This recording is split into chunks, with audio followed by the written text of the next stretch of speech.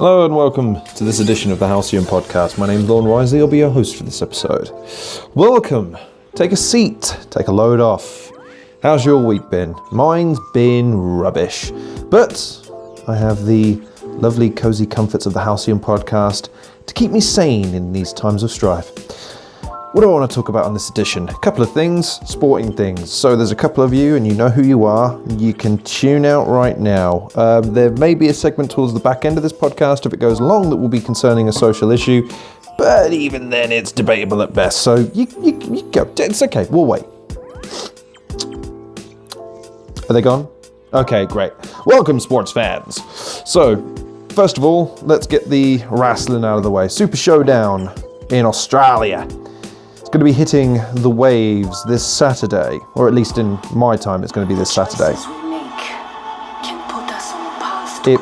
It really can. Sorry about that, folks. Hovered over an advertisement, it thinks I give a shit. Anyway, so WWE Super Showdown. The match card at present looks as follows. Cedric Alexander versus Buddy Murphy for the Cruiserweight Championship. Asuka and Naomi versus the Iconics, or I hope that's right. The New Day versus The Bar for the SmackDown Tag Team Championships. Daniel Bryan versus The Miz again. John Cena and Bobby Lashley versus Kevin Owens and Elias in a legacy-destroying match. Becky Lynch, the champion, versus Charlotte Flair for the SmackDown Women's Championship. Ronda Rousey and the Bella Twins versus the Riot Squad. AJ Styles and Samoa Joe against each other for the WWE Championship. The Shield versus Braun Strowman and Ziggler and McIntyre. And finally, Undertaker versus Triple H. Okay, let's go through this step by step and we'll get to the topics as we come. Cedric Alexander versus Buddy Murphy.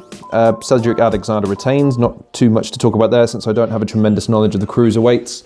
205 Live, I don't watch it very often, if ever. In fact, I think I've only ever watched one episode of it. I mean, the wrestling's excellent, but there's no story, so it's kind of hard to watch beyond appreciation of moves, and you get that on the main roster plus story. So anyway, Asuka and Naomi versus the Iconics. Again, I hope that's spelt correctly. God, the only thing to talk about here really is the fact that Asuka has fallen so far down the pecking order. She was the first ever Women's Royal Rumble winner. She was a beast on the NXT roster, and she's hot as hell, and she's got a gimmick that's really cool, quirky, and you could take it in so many different directions, and yet they've got to do in tag teams on what is effectively the undercard. I mean, I only had very limited exposure to Asuka on the NXT circuit, but I saw a couple of her matches while she was still prominent there and undefeated, I might add. She is a classic example of how WWE main roster doesn't know how to handle NXT talent. It's you've got to book them in the same vein. If you don't, and you try to look, you get them established on the main roster first. That's what you do. And the time to beat Asuka wasn't when she lost at Mania. You could maybe understand it to a degree if it helps flesh out her character a little bit. She can then go on a storyline about the loss. It can come to define her, or she could overcome it. She could face different opponents. But since that Mania loss, she's nosedived, and she was the Royal Rumble winner. That was something that was meant to carry over. That was something that was meant to be really profound and prolific. It was meant to skyrocket her to the next level in terms of her career, and yet she's on the undercard. It's a tragic state of affairs, and the fact that the women's roster can only seemingly have one feud going on at a time, and everyone else is condemned to tag team matches or multiple women matches. It's terrible, because again, it's this air of progress without actually having progress. Yeah, it's nice that we have a main roster feud that's quite high on the card. I mean, it's, well, judging by the scheduling, it might change on the night. Obviously, it's as it's wont to do. But Becky Lynch and Charlotte Flair go on before Ronda Rousey and the Bella Twins.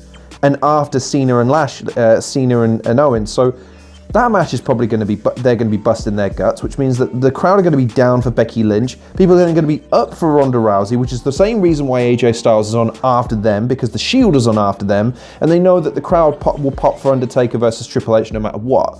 So the positioning on the card at the moment, or at least as it's listed here, makes me somewhat suspicious of, again, the standing of the championship, considering that Becky Lynch and Charlotte Flair can put on a hell of a match, and yet it's sandwiched between matches with Cena and Rousey in it. It makes me suspicious. But coming back to the point, Asuka and Naomi, I think Asuka could have some tremendous feuds, and you wouldn't need a lot of build because her character is enough to carry her through. And yet she's relegated to matches like this. It's a sorry state of affairs, and it's proof to me that while the WWE continue on with this women's revolution bollocks, and yes, they're getting their pay-per-view, their true sentiments were mirrored in the Greatest Royal Rumble. You got a statement of intent from the WWE at that point that women's wrestling isn't actually as prominent as they would like you to think it is, and that's a damn shame, because women's wrestling is better than it's ever been, and in terms of technical quality, if it isn't on the men's level, it's damn close. Women's matches can be just as compelling, as exciting, if not more so. Charlotte Flair is one of the best wrestlers on the planet, bar none. Becky Lynch's heel turn has been as entertaining as anyone else's. It's just a shame that while they are embodying the tenets of wrestling, someone like Ronda Rousey, and I will concede the Bella Twins, are getting a spotlight over them. I don't care how anyone wants to phrase it to me. To me, the way that this card is currently structured, that's how it looks. To a lesser extent, we could talk about Daniel Bryan in the same vein, but I'd like to focus more on the women's wrestling, just because I think that that's a wider issue. If it's ever going to be taken seriously, it needs to be booked seriously, and you need to be able to have multiple feuds, more complex feuds going on at any one time, rather than just everyone else in tag teams focus on the championship. It's silly. How are you supposed to build for the next feud if you don't have the seeds planted prior to the match ending? So, in terms of a prediction, I'd say Asuka and Naomi, just because I don't really have a feeling either way on this, but I would like to see Asuka win. Going up next, The New Day versus The Bar for the Tag Team Championship, SmackDown Tag Team Championship. Interesting that the Tag Team Championships aren't being defended, although they're in a three-man, yeah, I suppose.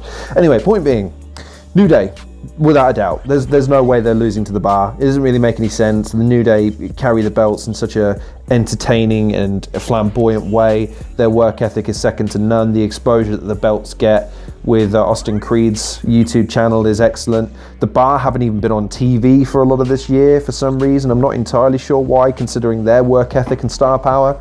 You know, yes, their mic skills leave a little bit to be desired, and their promos aren't great. But at the same time, the legitimacy of that tag team, given that Sheamus is a previous world champion and everyone knows the athletic ability of Cesaro, it's a shame. I mean, I'd like to see them turn face at some point because I like their tag team, but yeah, you can tell they're having fun with it, which is nice, but at the same time, it'd be nice to give them a bit more legitimacy. But yeah, The New Day all day long for that one. What else we got? We got Daniel Bryan versus The Miz. This is a feud that's going to perpetuate until probably, I don't know if it'll go all the way to Mania. Maybe Survivor Series. We'll see. But I don't think it'll go all the way to Mania. I think even though current WWE rules booking dictates that The Miz should take a loss here, I'm going to say The Miz wins this one. The Daniel Bryan situation with Brie, which we'll get into in a second, might feed into this in some fashion. There might be a promo cut at some point, denigrating his relationship with her and her performances recently. I don't think WWE would necessarily go down that route because I think that's a degree of realism that they wouldn't want to get into. But as far as the feud is concerned, it makes all the sense in the world for The Miz again to steal a win and continue the feud, continue the animosity, have another hard-hitting match. I don't necessarily like their matches, though. I think that there's not the same level of intensity and hatred. The level of vitriol needs to escalate, and considering that this is just another singles match, there's no stipulations, it's not a cage, it's not TLC or no disqualification or an Iron Man match. Do you know what? I would love to see these two in an Iron Man match. The Miz and Daniel Bryan in an Iron Man match, most falls count match, whatever you want to call it. Imagine that. Imagine the story that those two could tell, the backing and the forthing, the desperation, the vitriol, the sudden elation if Daniel Bryan was to make a late comeback. I mean, it has all the hallmarks of an Iron Man match about the two, because they're both excellent workers. They could both drive the match to a really good crescendo, and I think their feud would deserve it more than others, considering the promo that Miz cut all those years ago now. It seems like a long time ago, at least. It set up the feud in a great way. It would be nice for them to capitalise on it in a real way. At least I feel that it would be. John Cena and Bobby Lashley versus Kevin Owens and Elias. Considering it is going to be effectively a non-canon card, or at least I would consider it to be to a certain degree, I'm going to go for John Cena and Bobby Lashley go over Kevin Owens and Elias, because unfortunately Elias eats losses all the time these days. It doesn't affect his character. It's the same old WWE thing. Well, he loses, but it works. Same with Kevin Owens. They don't treat him with the proper respect and dignity that he deserves, and he's a comedy act one week, and he's a fleeing heel the next, and then he's a prize fighter. He's a schizophrenic. He's got Big Show syndrome. So unfortunately, Cena and Lashley will pick up the win here, because got to send the fans happy at some point during this event. And considering you just come off the back of a heel win, I think Cena and Lashley pick up the win on this one, especially considering that it won't be a continuing feud, seeing as Cena will most likely not appear again, or if he does, it'll be sporadically. It won't be in a feud. So yeah, Cena and Lashley pick up the win. Becky Lynch and Charlotte Flair. I think they've done a good job of hyping up Becky Lynch for this.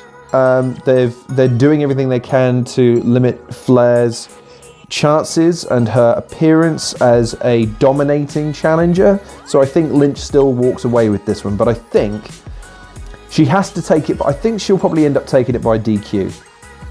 I think to preserve the heel persona, it'll be something, chair shot, illegal hold, whatever. It will be something along the lines that Becky Lynch is vicious and attacks and propagates. Charlotte Flair gives the wholehearted comeback, but Becky Lynch just can't let it go and just attacks her, just brutalizes her, and the match is called off, and she'll win by.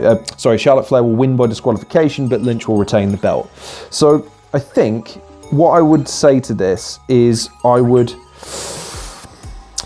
say that Lynch, going forward, is an excellent proposition as champion. She has a heel persona, and apologies for the sounds in the background. I really should have muted that before we started. Saying twice, the production value here is absolutely awful, isn't it? You should write in the comment section below how awful it is, and then subscribe and like and share to all your friends.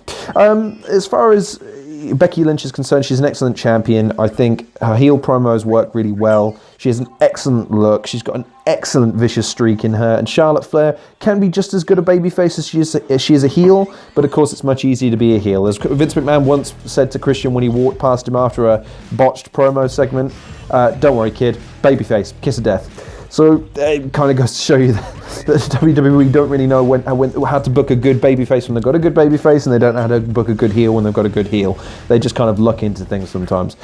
Next match, probably the match that I'll be talking the least about, considering the current circumstances. Ronda Rousey and the Bella Twins versus the Riot Squad. In terms of the win, I'm going to go with Ronda Rousey and the Bella Twins, basically just to preserve Ronda Rousey's streak and give the Bella Twins some more legitimacy against a heel faction. What I want to talk about, though, is a couple of debates that I had on Twitter regarding Brie Bella. Why did I get involved in that? Well, I get accused sometimes of being a misogynist and a sexist, and the reason being is I often find myself debating women in particular on Twitter with regards to the social issues of the day. And the main reason is for this because I find women tend to be more vocal on these issues and tend to be more willing to have the dialogue in the first place. Men, for whatever reason, don't want to get involved. Either they don't have a strong enough opinion, or they're worried about upsetting someone that they're later hoping to lay.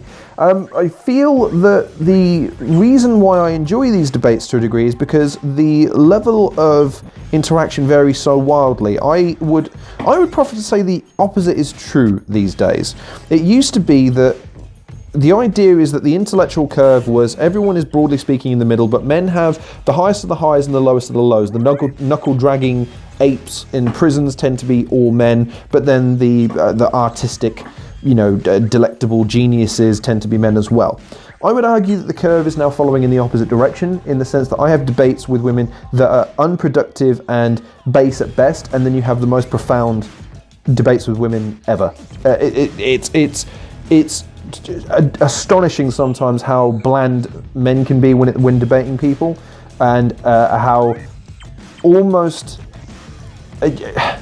they transcend thought sometimes with me in terms of the things that they put forward to me as a proposition of an idea or a concept, and I have to take a second to kind of pull it back. So it's an odd trend that's following here, because the reason why I bring this up is because I'm accused of these things because I debate women and we go into it and I'm called this, that, the other. In this instance, I was defending a woman who was being subjected to a tremendous amount of abuse on Twitter, and I was being lambasted by men, and I couldn't help but see the irony in that situation. So just for people that don't understand, Brie Bella was in a multi-woman wrestling match, and Liv Morgan, who is a competitor in the Riot Squad, was taking a move called the yes kick, which is essentially your opponent is knees down on the ground, hands in front of them, albeit with your chest and your shoulders propped slightly forward, your head down, your chin tucked nice and low,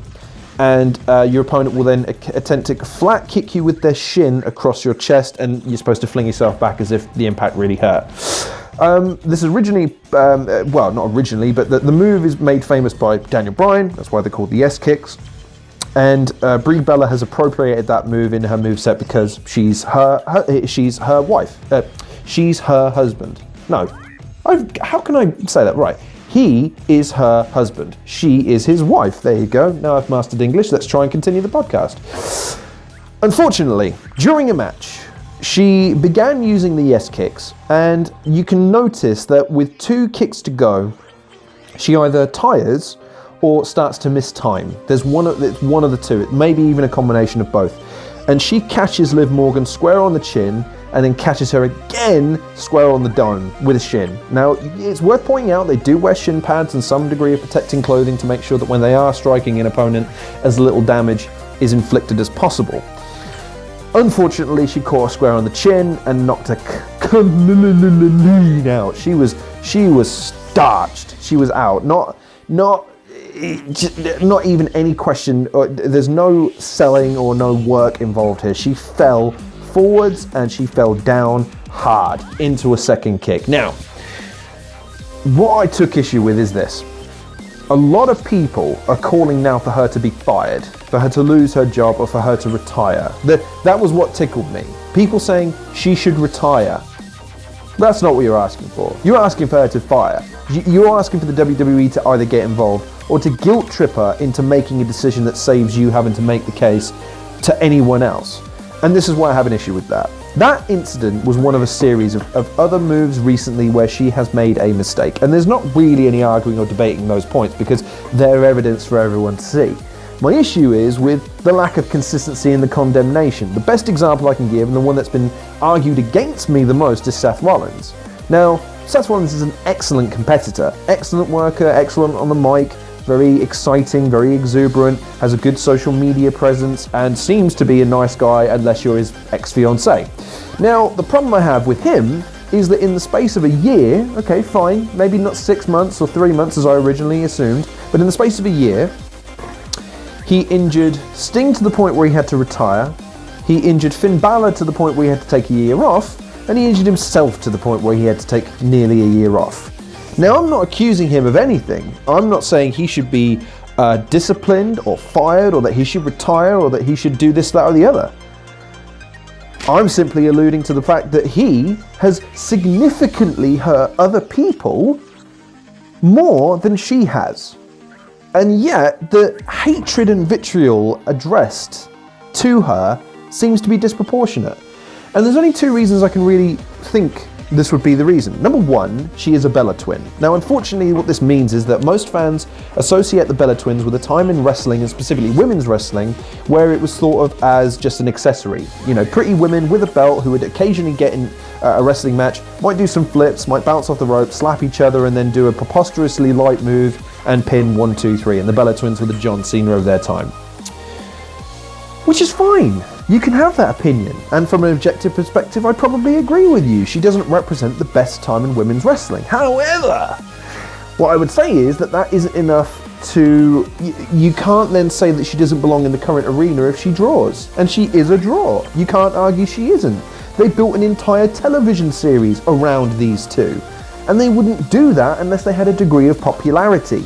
Because the WWE like exploiting easy popularity. They're not interested in building complex storylines with a great emotional payoff these days, because that doesn't work. What they're interested in is social media. They're interested in numbers. They're interested in content, the amount of content. And with the Bella Twins, they can produce an infinite amount and it'd be popular.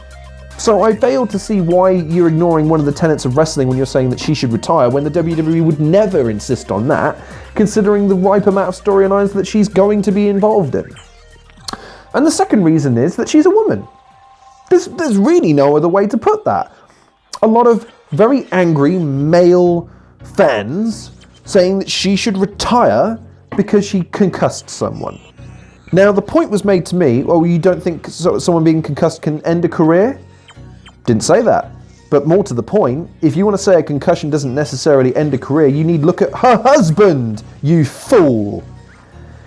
The amount of vitriol directed at her offends me because it's not consistent. If you'd have said the same thing about Seth Rollins and now you were saying the same thing about her, fine. I'd understand the anger that's involved and why it's being directed. But it isn't. It's inconsistent and stupid. And I would ask that any wrestling fan who is seeking to condemn her on the basis of a perceived popularity or lacking of merit for that popularity because she isn't a good worker, okay, fine. But Goldberg hurt plenty of people back in his day, and he was one of the most popular people ever. Do you ever see anyone saying he should be fired? No, of course not. So it just seems to be a lack of consistency. And the other point I was making as well, someone said something to the effect of and I replied with, right, but what about Goldberg? What about Seth Rollins? What about Trish Stratus when she hurt herself? She was hired expressly for her looks, but worked hard enough that she's now considered one of the best female wrestlers ever. But she wasn't immune to having the occasional accident. She dislocated her own shoulder. And then you go back to the 80s, 90s, and the 90s, 80s, and 70s, where people would legitimately try to hurt you. It was called working stiff, and the response to that was, oh, well, people would sometimes get a receipt, and there's a difference in intention there. You can say there's a difference of intention, but people still get hurt. So what, you're drawing a distinction because you think Brie Bella didn't mean to hurt her, and that makes her worse than someone like Stan Hansen or Bruiser Brody who would try to hurt you? Who really wanted to see what you were made of? Come on now, you need to come out with something better than that. But yeah, long story short, Ronda Rousey and the Bella Twins for the win. Coming up next, AJ Styles versus Samoa Joe. AJ Styles, again, wins all day long here. It would be nice for Joe to win the championship, but I don't know necessarily that they know how to build Styles chasing Joe for the championship. And I think if you're going to build Joe to win, you're going to have to be really careful about how you book AJ Styles chasing, because you can't then just have Samoa Joe winning by DQ all the time. And by the same token, you can't have him beating Styles all the time. If the idea is to build this again to either Survivor Series or WrestleMania, then that's a long time. And you're going to have to be careful about how you book that dynamic. And I don't know if WWE have the finesse to do that. I think it's just safer to keep AJ Styles as champ. He's got a long title reign. It's something to build on. It adds prestige to the belt. I think AJ Styles wins. Shield versus Braun Strowman, Dolph Ziggler, and Drew McIntyre. Probably the most interesting match on the card in terms of the dynamic and where it could go and who could win and why. The big storyline is the idea that Ambrose might turn on the Shield and turn heel and go against Strowman, Ziggler, and McIntyre because he hasn't got a belt or something to that effect. Maybe. I wouldn't see too much merit in doing it at the moment, but I can certainly see the WWE thinking in terms of that, because they hate factions and tag teams. So it wouldn't surprise me. It's still early days for the Shield having come back, but the argument could be made that there's more money to make in them individually rather than as a unit. I understand and appreciate that, and I agree with it to a certain degree. I would like them to stay together for longer, because the Shield as a unit helps camouflage Reigns in terms of a single performer, and I think he still needs time to build moments and that connection with the crowd as a positive babyface champion, and he can best do that with the Shield. But I can also see WWE looking past that and seeing, well, yeah, but they're a faction, so we're going to have to split them up at some point. Plus the dynamic between Ziggler and McIntyre carrying Ziggler to a large degree. Maybe the group capitulates from within, who knows. Strowman will obviously have a good showing in this match. He's always booked to perfection at the moment. For some reason, they've got a big man who they can book almost without fault on a regular basis now, which is just, it's a godsend, because it makes any match that he's in feel all the more, it has a gravity about it, because they know that at some point he's just going to rain down destruction on the team. So it always makes for an entertaining spectacle, but I think the Shield will walk away with it. I don't know necessarily about the Ambrose heel turn. If it does happen, then obviously Strowman, Ziggler and McIntyre walk away with it, but I don't think it's going to happen. So yeah, Shield for the win. And finally, Undertaker versus Triple H, with potentially Shawn Michaels coming out of retirement to join in. I hate this match. I hate this match so much. I hate it so very much. Chael Sonnen made a comparison. No, it wasn't. No, talking rubbish. It was Kevin Nash. He said that as soon as I saw those names on the card, it made me want to watch. The younger guys can't get over, so why would I want to watch? This match is going to be terrible. If this is what people are tuning in for, this is what you're asking people to pay their money for ultimately to come and see. What kind of match do you... They're both 50 years old. Shawn Michaels is over 50 years old. Kane's participating and he's supposed to be running a county. It's a match done for all the wrong reasons. Taker shouldn't be wrestling anyone at the moment. The thing with Cena last year was brilliant, was excellent. It was booked to perfection. It left the door open for so many different possibilities, with both of them going away and now hopefully using the limited time they both had on TV to build to that next match at WrestleMania. That's what should have happened. And yet, he's made 2 appearances since that make no fucking sense. None whatsoever. Triple H saying, I haven't finished business with you. Really? Because he's beaten you at WrestleMania 3 times, if memory serves. If it isn't 3, it's definitely 2. No, it is definitely 3, because he was an opponent in 19, I believe. Then he was an opponent after Shawn Michaels retired, and then he was an opponent again in the end of an era match. So what unfinished business is there exactly? The fact that you haven't beaten him so far? Whoever tuned into a fight series, who would have ever tuned in to Ali Frazier if Ali had beaten Frazier twice before? Or if Frazier had beaten Ali twice before? It wouldn't happen. The only example I can think of where people are actually interested in seeing someone that's lost twice, and no, it's not even lost twice, is McGregor versus Diaz. And even then it's arguable that McGregor won the second fight, so you could argue that Diaz won the first 2. That's the only example I can think of a trilogy. No one wants to see even Mayweather Pacquiao 2, let alone a 3rd installment of Canelo Alvarez versus Triple G. So this match doesn't make any sense for me from the perspective of The Undertaker coming back should be a really, really special thing, and it should be, you have all the time in the world to book it correctly. You have all the time in the world to come up with a compelling and emotive storyline or a badass storyline or whatever you want to do, and yet this is the best they can do. Just wheeling him out every time they've got a supercard where they've got to try and draw and make some goddamn money. It's a crying shame. And if Shawn Michaels competes, I get that if he's a referee or whatever, technically speaking, he's not coming out of retirement, fine. But at the same time, if he participates in a tag team, in a tag team perspective, I break my heart, man. It break my, because his legacy is perfect. It's where it needs to be. He is over as hell, and he should remain so. And any participation in a match like this, I feel it tarnishes it. You can argue against it. You could say, well, his legacy can't be affected by one match. Well, I say it can, because he's made such a big deal out of it. We almost had AJ Styles versus Shawn Michaels. That would have been a match worth coming out of retirement for. But this, in terms of a winner, I think Taker takes it. Triple H eats these losses at these events now because he knows it doesn't hurt his reputation. Taker needs it in order to build up legitimacy and momentum going into an inevitable WrestleMania match, so I see it from that perspective. But at the same time, he squashed John Cena at WrestleMania, so I don't, and he beat Rusev, so I don't know what more momentum he really needs right now. But nevertheless, Taker versus Triple H at the Super Showdown.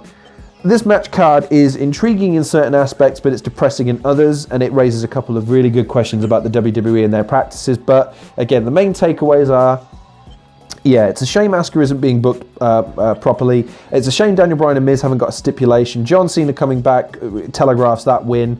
Lynch Flair is a really good feud that I hope they perpetuate. The Bella Twins and Ronda Rousey versus the Riot Squad. Yeah, lay off Brie Bella, you motherfuckers. If you want to argue with me on Twitter, fine. But if you can't take a joke in terms of the professional agitator line, which is quite clearly a joke, you morons, then fine. Don't engage with me in the first place. But I am free to air my opinions and voices. And if you're going to voice them back, at least have the stones to come at me properly rather than mute me or block me, you pussies. Anyway, final point. Yeah, the WWE milking their veterans for all they're worth. Yeah, it's depressing and sad. So now that we've got the wrestling out of the way, only taking 30 minutes to do so, let's turn to Khabib Nurmagomedov and Conor McGregor. That kicks off this Saturday. Very surprisingly little press for this event. There will be another presser prior to the fight, I understand. However, their one press conference was supremely interesting to say the least. Khabib, unfortunately, tried to exchange barbs with McGregor. If you want my take, and it's somewhat crass, if Khabib really wanted to try and win that, he should have gone about it Ivan Drago style. Just say it the way there was a throwaway comment that he had with McGregor a few years ago when they were in a hallway and it was being filmed, and he said, "I will smash your face in." Now, I don't say it particularly threatening, but the way he said it, man, it was just so threatening and that deep, I will smash your face in. Just, it couldn't help but send chills down your spine. You believe him. He's the kind of guy I've seen in fights grab people by the face and punch them in the other side of the face. He's a vicious mauler of a fighter, and that would have carried so much more weight. Unfortunately, McGregor was on point. He was aggressive. He was in his face. He was giving him alcohol as a Muslim, which is just unbelievably disrespectful, because he fully knows, why don't you drink? Why don't you? Well, you know fully why he doesn't drink, so just aggravating him even more. Just doing everything to undercut Khabib at every turn. Khabib trying to compete, but also trying to maintain composure. It just was never going to work. He either had to match Conor McGregor's intensity, which he was never going to do, or he had to go about it differently, which he again didn't do. So it's a shame the press conference didn't go his way, but whether or not that psychological warfare will actually have an impact is debatable. But in terms of the fight, I mean, I've done some prep for this now, having had an opportunity to watch a few of their previous fights in more detail. So, Khabib Nurmagomedov versus Barbosa for a kickoff. That fight is probably one of the best examples of Khabib taking on someone that is a striker and being immensely successful. Now, what it's worth pointing out, though, is that Barbosa is predominantly a kicking striker. So the idea was to keep him on his heels and kicking backwards where the majority of the power is going to be lost, which was an excellent tactic. It's also worth pointing out that Barbosa survived the fight. He didn't lose in terms of being knocked out or tapping or submitting or anything like that. But the point was that he was a battered fighter at the end. There was no ifs, ands or buts about it. He was demoralized and brutalized, and it was until you watch Khabib's style in more detail, it's difficult to explain to you just how terrifying that particular type of fighter is, because he is not someone that's looking to knock you out. He is not someone that's looking to tap you out. He is someone that's looking to grab you, take you down, take his time. He's going to pepper you with punches. He's going to get a superior position. He's going to hold you right where he wants you. And then he's going to rain down on you. Not enough to knock you out, but certainly enough to hurt you. And he's going to do that round after round after round. And that's a terrifying prospect, to come up against someone who really weighs 200 pounds. Apparently he trains with the heavyweights. He's got enough mass to do so. And yet, can make 155, can make 170. That's it. I mean, apparently at the moment he's walking around at a 175, 180, which is obviously a lot better than 200. But he's a huge guy. He's huge. And the fact that he makes that weight and he has that advantage in terms of his frame makes it all the more terrifying, his ability. He is an excellent, excellent ground and pound wrestler. Probably the best there is right now. And it's something that Conor McGregor's not really faced. Now, on Conor McGregor's side, he's saying he's got all the wrestling ability in the world, and he's trained to perfection, and his striking game, he's going to knock him out in the first round. It all comes down to pace and whoever dictates the location of the fight. Because we know Conor McGregor can knock out Khabib, and we know Khabib can take Conor McGregor into the later rounds because it is a championship fight, we know that he can take him into the third, fourth and fifth rounds at the same pace. We don't know if Conor McGregor can maintain that level of defense for that long. Having watched a couple of Conor McGregor fights, specifically against grapplers, he obviously has the ability to knock them out. I forget the name of the opponent he fought a few years ago, who was probably one of the few people that gave Conor McGregor trouble on the ground. I can't remember. But anyway, point being is that a large portion of the first round was dominated by McGregor on the feet, and the other guy choosing, for whatever reason, to engage with him through a couple of double leg takedown attempts, but wasn't particularly successful, with Conor McGregor managing to defend properly. Second round, though, was much more successful, managed to get him to the ground a lot more quickly, but unfortunately the fight ended up being concluded with a knockout, which was, no one's questioning the chin of Khabib. I don't know if anyone was necessarily questioning the chin of his opponent then. The other example is obviously Nate Diaz, but unfortunately the reason why I disregard that piece of evidence is because he was hurt pretty substantially before the choke. He was caught with a really sweet shot which rocked him. He attempted to try and shake it off, thinking that there was less time in the round than there really was. Unfortunately, realizing he still had another minute to go, that's when he decided to shoot for the double leg, but completely misjudged it and was out of sorts. And considering that Diaz is a black belt in Brazilian Jiu-Jitsu, it was going to be difficult for him to defend in that kind of position. Gave up his back after the punches, and yeah, it was a nasty finish to the fight, because Nate Diaz just beat him on the legs, on the feet, and he beat him down on the ground. So it was really difficult for Conor to manage. But in the second fight, Conor was much more successful in putting Nate Diaz down. Some people have said that Nate Diaz intentionally went to the ground in an attempt to try and invite Conor in, but I don't necessarily believe that tactic. I think that Conor McGregor legitimately hurt Diaz, but I also believe that Diaz is legitimately tough enough to take some of those punches and not be knocked out, just be knocked down by them. This fight has the hallmarks of a classic, I have to say. There's enough anger between the two, and McGregor realizes that his legacy now is pretty much solid. He's done the two-weight thing, he's made all the money in the world, he's a marketable commodity no matter what happens in this fight, so long as he puts in a good showing. It could be argued that Khabib is a legitimate champion and Conor McGregor is here to solidify him as a legitimate champion but maintain a draw. Ideally, I think that that's the best for the UFC, because then they've got a legitimate champion that everyone can point to as being a legitimate badass, and then you've got Conor McGregor, who is an excellent draw, flamboyant, is entertaining as all hell. Hopefully then you can find a way to integrate them both into your card.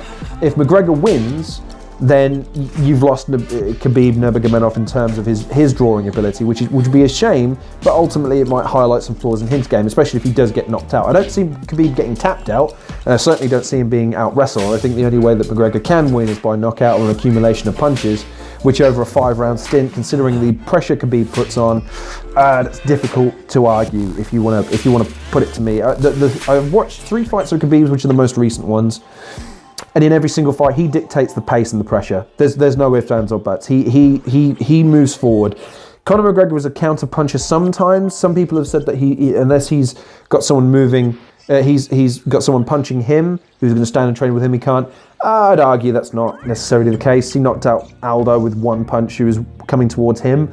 So it's debatable whether or not that's the case. But I still go by my prediction, which is Khabib will win, and I believe that it won't be a knockout. It will go the distance, and at the end of the fight, Conor McGregor will be for the first time ever, dominated in a way that I don't think he's going to be able to understand. When you watch Khabib's fights, unless you understand what's going on, you just see it as Khabib just wrestling. He's just on the ground.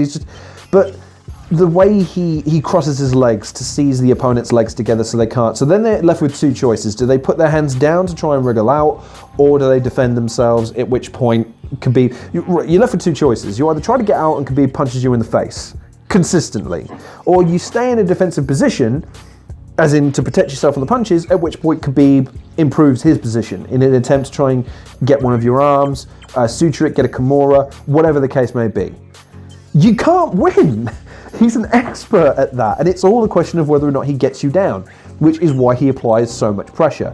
If Conor can stay off the fence, and if Conor can somehow keep his distance, pick him off with the jab, and follow him with that left, time his shots perfectly when he is standing with him, he's got a shot, but I think that Khabib takes the win. And it's just dependent on whether or not McGregor can put in a good showing for me. But if he knocks Khabib out, I don't think it can really be argued that McGregor really is the best MMA fighter pound for pound in the world right now. I mean, I know John Jones is coming back, and that's a debate for another time and a podcast for another time. But in terms of his resume, in terms of the people he's fought and the odds that have been placed against him and the achievements, I don't think it can be argued that he is one of, if not the best MMA pound for pound fighter in the world, because Khabib he's 26-0, and you want to say, well, he's had his record padded and he's fought nobodies. He's still won 26 fights with no losses. There's one fight that's questionable. I know that it was Tebow, I think his name is, Gleison Tebow. That fight, apparently, I haven't seen the fight, so it's difficult for me to comment on, but some people saw him losing that fight. But the judges gave the decision, so again, history is what it is, unfortunately. There should be 25-1, but it isn't. It's 26-0, which is an incredible record, and if nothing else, it proves that he has legitimacy, because no other UFC fighter can boast that kind of record right now. It's an excellent prospect, an excellent matchup. It's going to be entertaining as all hell, considering the bad blood between these two, from the Dolly incident to the Artem Lobov incident to all these different things, adding into this great little build for a fight that is going to be hopefully a classic. At least I think it would, considering the names, the caliber of the fighters, the legacies they both have, the styles they both have, and all of the motivation they've both got coming into this fight. It's going to be excellent. But to bring this podcast to a close, I would like to invite everybody to take a moment and enjoy both of these. And I was going to talk about social issue, but to be honest, I think I'll leave that for a different podcast. I think I moan enough about my backs and forths with people on Twitter, so we'll leave that for now. But as far as these events go, I'm quite excited for the Super Showdown, albeit I'm sad some of the way it's been put together, some of it. And as far as Khabib Nurmagomedov and Conor McGregor, it's going to be an excellent fight, an excellent bout, and one to savour. So what do you think? Are you looking forward to the WWE Super Showdown in Australia? Are you looking forward to Khabib Nurmagomedov versus Conor McGregor? Are you looking forward to UFC 229? I haven't talked about Anthony Pettis versus Tony Ferguson, albeit that promises to be an excellent fight. Tony Ferguson, really tough competitor. Anthony Pettis, a previous world champion. That's going to be a really good fight for legacy and build the building blocks to the next phase. McGregor even saying that the Diaz and I think it's Poirier, I might be wrong. That fight, he's alluding to that, maybe making the Diaz trilogy if Diaz comes through that unscathed. Also mentioning GSP, maybe interested in fighting him down the line. What do you think about all the other prospects in boxing and MMA at the moment? We've got Deontay Wilder and Tyson Fury announced. We've got Mayweather versus Pacquiao announced. We've got potentially Amir Khan having another fight down the line. We've got Kell Brook in the mix. We've got Anthony Joshua yet to pick his next opponent. All of these different mixtures, and we are spoiled for choice at the moment as far as combat sports is concerned. So hit me up in the comment section below as to what you're excited about, what your predictions are for the WWE events are, what your predictions are for UFC 229 and beyond. Let me know in the comment section below as well if you disagree with any of the sentiments I've put forward, and if you want to debate me on those, in which case I'd be more than happy to do so. In the meantime though, please like, share, subscribe, check out some of the other content creators in the description below. Follow me on Twitter, and as always, take care of yourselves, and I'll see you guys on the next episode of the Halcyon Podcast.